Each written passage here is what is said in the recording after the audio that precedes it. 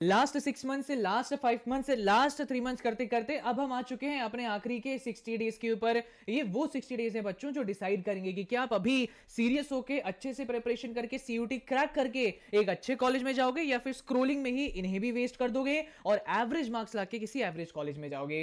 ये कोई ऐसी वैसी नहीं, one of the most demanding video है जहां पर आपके मोस्ट आस्क्ड क्वेश्चंस मैं इस वीडियो में आंसर करने वाला हूं।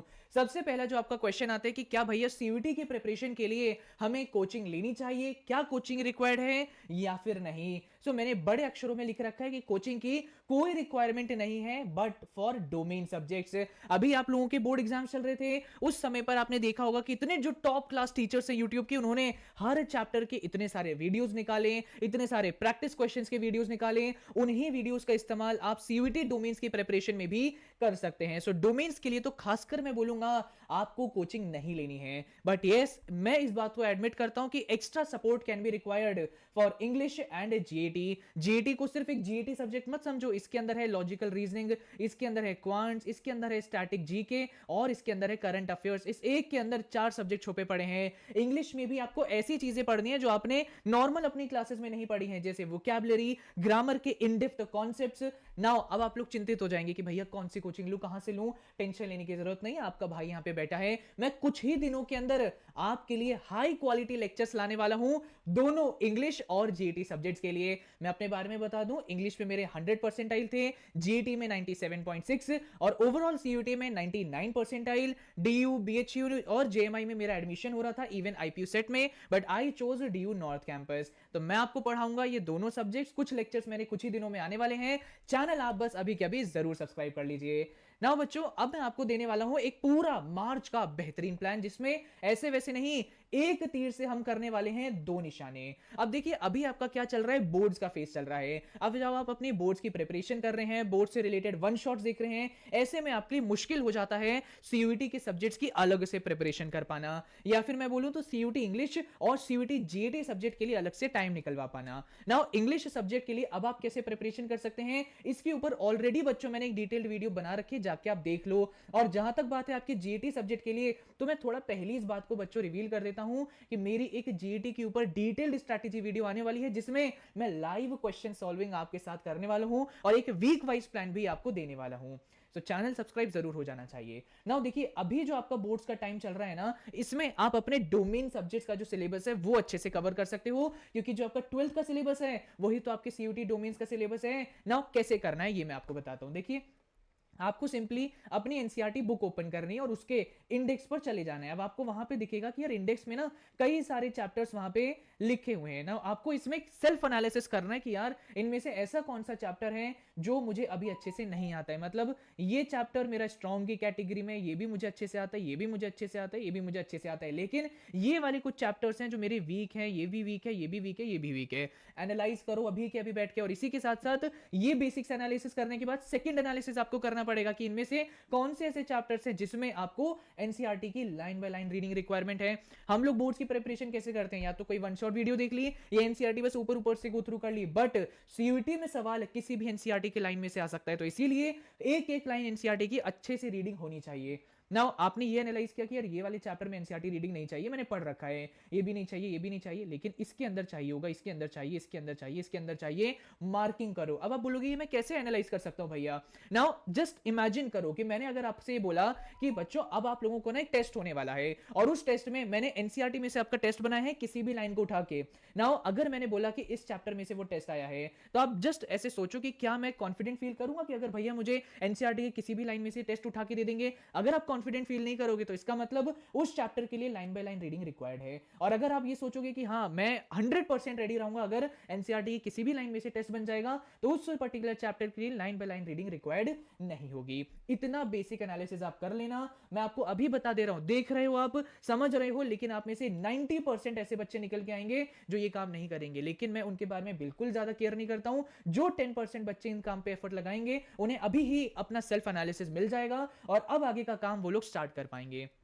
आगे का काम क्या है, हमें गैप डेज स्ट्रैटेजी फॉलो करनी होगी। मैं खुद इस बात को एडमिट करता हूं कि जब मेरे बोर्ड एग्जाम चल रहे थे, मैं सीयूटी पर ज्यादा फोकस नहीं कर पाया। बोर्ड्स पर मैंने फोकस किया, लेकिन बोर्ड्स पर जब फोकस कर रहा था तो मेरा सीयूटी डोमेन्स का सिलेबस बहुत अच्छे से हो गया था। नाउ आपने क्या किया, जैसे ही आपका एक एग्जाम हुआ बोर्ड का, अगले दिन आपने बैठ के इस तरीके का एनालिसिस किया। अब अगर आपके पास 5 दिन है, 1 2 3 4 5 दिन है, 5 दिन बाद आपका एक और सब्जेक्ट होने वाला है, तो इस सब्जेक्ट का आपने एनालिसिस किया, कौन सा चैप्टर आपका वीक है, कौन सा चैप्टर आपका स्ट्रांग है। फिर आप क्या कर सकते हो कि शुरुआत के समय में आप अपने वीक चैप्टर्स को स्ट्रांग करने पर टाइम लगाओ। सो आपने यहां पे क्या किया कि जो आपके वीक चैप्टर्स थे उस पर आपने काम अभी से स्टार्ट कर लिया। इसके बाद जो टाइम है यहां पे आप अपने स्ट्रांग चैप्टर्स पर रिवीजन पर ध्यान दो, और ये जो आखिरी टाइम आएगा यहां पे आप सारी चीजों को रिवाइज कर सकते हैं। इससे क्या होगा, आपके वीक चैप्टर्स भी कंप्लीट हो जाएंगे, स्ट्रांग भी हो जाएंगे, और एक अच्छी खासी रिवीजन भी हो जाएगी। सो जो अप्रैल का महीना आएगा उस समय पर आप इतने परेशान नहीं हो रहे होगे कि यार मुझे तो सिर्फ जो अच्छे से आते हैं वही आते थे, वीक चैप्टर सब मुझे पढ़ने पड़ेंगे। अप्रैल में आपको सिर्फ इन चैप्टर्स का रिवीजन करना पड़ेगा, किसी एक चैप्टर पर ज्यादा फोकस नहीं करना पड़ेगा। ये स्ट्रैटेजी आपको फॉलो करनी चाहिए। अब ये स्ट्रैटेजी का बेनिफिट क्या होगा, अब ये अप्रैल के महीने में समझ आएगा। आई नो आपके इस दिमाग में जो आलसी हो चुका है रील्स स्क्रॉल करने की वजह से, इसमें ये सवाल जरूर आया होगा कि यार मार्च के महीने में कौन इतने एफर्ट्स लगाए, या अप्रैल का ही महीना इनफ नहीं होगा सीयूटी प्रिपरेशन करने के लिए, है ना? है ना, आपके मन में भी ये सवाल आया होगा। मैं आंसर कर देता हूं, बिल्कुल इनफ होता है अप्रैल का महीना भी सीयूटी प्रिपरेशन के लिए। मैं इस बात को भी बोलना चाहूंगा, I cracked CUET examination within 30 days, लेकिन इस बात को भी एडमिट करूंगा that it was one of the most tense time I faced ever. मेरे समय में तो बच्चों सब्जेक्ट रिस्ट्रिक्शन भी नहीं थी कि आप सिर्फ 5 ही सब्जेक्ट चूज कर सकते हैं। मैंने 4 डोमेन सब्जेक्ट्स लिए, जनरल एप्टीट्यूड टेस्ट लिया, और साथ ही साथ इंग्लिश का सब्जेक्ट लिया। टोटल 6 सब्जेक्ट्स थे मेरे पास। इन 6 सब्जेक्ट्स को मैंने क्यों लिया था, क्योंकि जीएटी से मेरी कोई मदद नहीं हो पाई डीयू में एडमिशन पाने के लिए, लेकिन मेरे बीएचयू एडमिशन में हेल्प हो पाई, आईपीयू में हेल्प हो पाई। इसी तरह मैं अगर बोलूं 4 डोमेन्स मैंने क्यों लिए, क्योंकि इससे थोड़ा सा एक बैकअप का फील आता है। 4 में से कोई एक डोमेन सब्जेक्ट अगर खराब चला गया और बाकी 3 में मैंने अच्छा स्कोर कर लिया, तो जिसमें बेकार मार्क्स आए उसके मार्क्स कंसीडर नहीं करे जाएंगे किसी भी यूनिवर्सिटी में एडमिशन पाने के लिए। सो स्ट्रैटेजी तो मेरी अच्छी थी, लेकिन इतने सारे सब्जेक्ट्स की वजह से इतना सारा सिलेबस पढ़ना पड़ता, सो बहुत कम्बरसम हो चुका था मेरे लिए। नाउ कम्बरसम का मीनिंग अगर आपको पता है तो कमेंट्स में मुझे जरूर बताइएगा। नाउ अब आपको ना मैं जरा अप्रैल के महीने में लेके चलता हूं।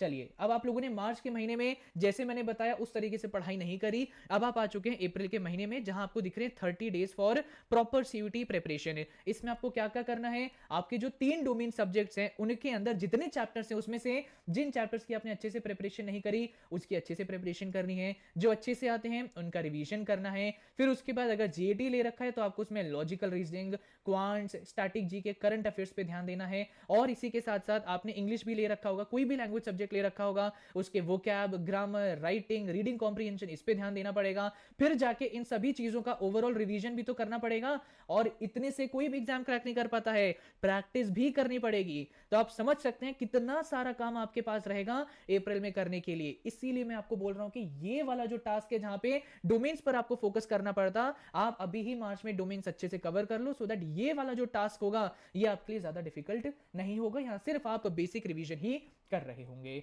इंग्लिश के लिए मैंने पहले भी बताया, डिटेल वीडियो बना रखी है जिसमें बेस्ट यूट्यूब टीचर्स कैसे प्रिपरेशन कर रखी है, इसका स्ट्रक्चर मैंने ऊपर वाली वीडियो में बताया, जाके देख लो, बात मानो। और जीएटी की वीडियो मैंने जैसे बताया मेरी कुछ ही दिनों में आने वाली है। मेरा सजेशन आपको रहेगा लॉजिकल रीजनिंग से प्रिपरेशन स्टार्ट करनी चाहिए। सबसे इंटरेस्टिंग सब्जेक्ट है, आसान सब्जेक्ट है, ज्यादा सवाल यहां से आते हैं, जल्दी सिलेबस कंप्लीट होगा, कॉन्फिडेंस बढ़ेगा। क्वांट्स के अंदर भी ना आपको बेसिक से स्टार्ट करना चाहिए, जैसे आप नंबर सिस्टम कंप्लीट करो, अरिथमेटिक करो, आप सीधा ना ज्योमेट्री, अलजेब्रा, मेंसुरेशन को मत उठाओ। नाउ 3 डोमेन सब्जेक्ट्स आपने लिए होंगे, मिनिमम आपको देखने को मिलेगा उन तीनों सब्जेक्ट्स को मिला के 40 चैप्टर्स आपके पास आएंगे। अप्रैल में कितने दिन होते हैं, 30 दिन होते हैं, तो आपको कितना मिलेगा, एक चैप्टर कंप्लीट करने के लिए एक दिन भी ढंग से नहीं मिलेगा।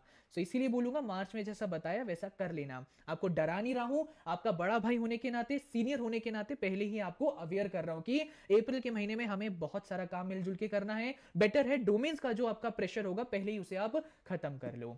Now what is the formula of success in a CUT examination or in any entrance examination? That is PRP, preparation, revision, practice.